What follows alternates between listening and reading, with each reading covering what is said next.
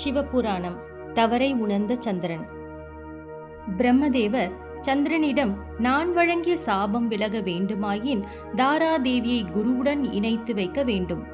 குருவின் கனிந்த பார்வையால் மட்டுமே நான் இட்ட சாபம் விலகும் என்று கூறினார்.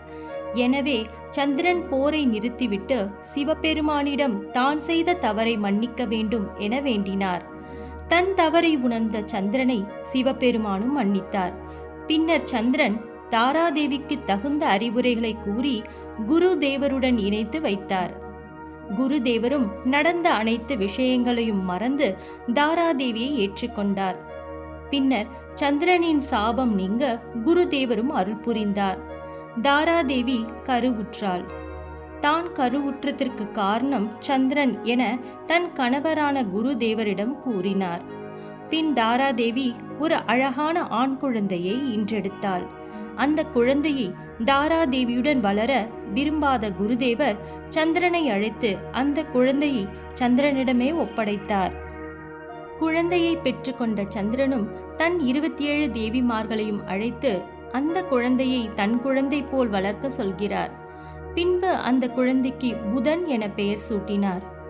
சந்திரன் கூறிய வார்த்தைகளை மதித்து 27 தேவிமார்களில் கார்த்திகை, ரோகிணி தேவிமார்கள் மட்டும் புதனை நன்றாக அன்புடன் வளர்த்தார்கள்.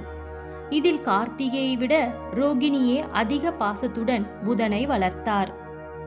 அதனால் சந்திரன் அந்த 2 தேவிமார்களிடம் மட்டும் அதிக அன்பையும் நேரத்தையும் செலவிட்டார். மற்ற தேவிமார்களை சந்திரன் அலட்சியம் செய்தார். இதனால் கோபம் அடைந்த 25 தேவிமார்கள் தன் தந்தையான தட்ச பிரஜாபதியிடம் சென்று இங்கு நடந்தவற்றை கூறி சந்திரன் தங்களுடன் அன்புடனும் நேசத்துடனும் நடந்து கொள்ள சொல்ல வேண்டும் என்று கூறுகிறார்கள். தன் மகள்கள் கூறியதை கேட்டு தட்ச பிரஜாபதி கோபம் கொண்டு சந்திரனை அழைத்து நடந்தவற்றை எதையும் கேட்காமல் தன் மகள்கள் கூறியதை கேட்டு சந்திரனுக்கு சாபமிட்டார்.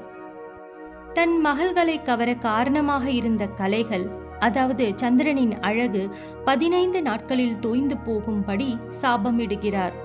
சந்திரன் பல வரங்கள் பெற்றவராயினும் பல ஆயிரம் ஆண்டுகள் கடும் தவமிருந்து சிவபெருமானிடம் பல வரங்கள் மற்றும் அரிய சக்திகளை பெற்றவர் தட்ச பிரஜாபதி.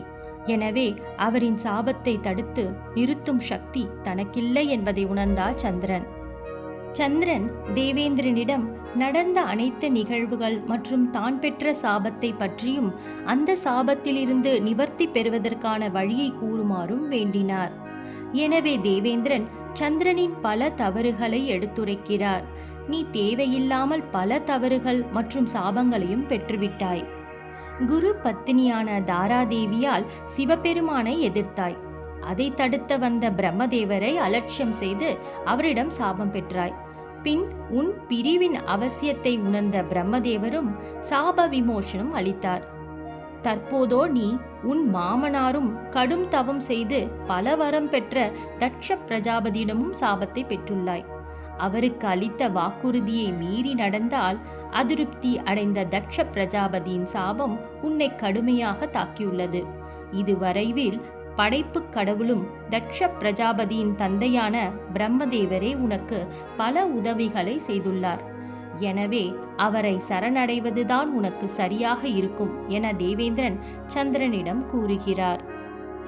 சந்திரனும் தேவேந்திரன் வழங்கிய ஆலோசனைப்படி பிரம்மதேவரை சந்திக்க செல்கிறார்.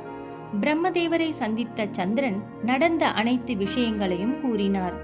சந்திரன் கூறியதை கேட்ட பிரம்மதேவர், நீ பெற்ற மகனை அன்புடன் வளர்க்க வேண்டும் என எண்ணியது சரியே, ஆயினும் என் மகனான தட்ச பிரஜாபதி உண்மையை உணராமல் உனக்கு சாபம் அளித்து விட்டான்.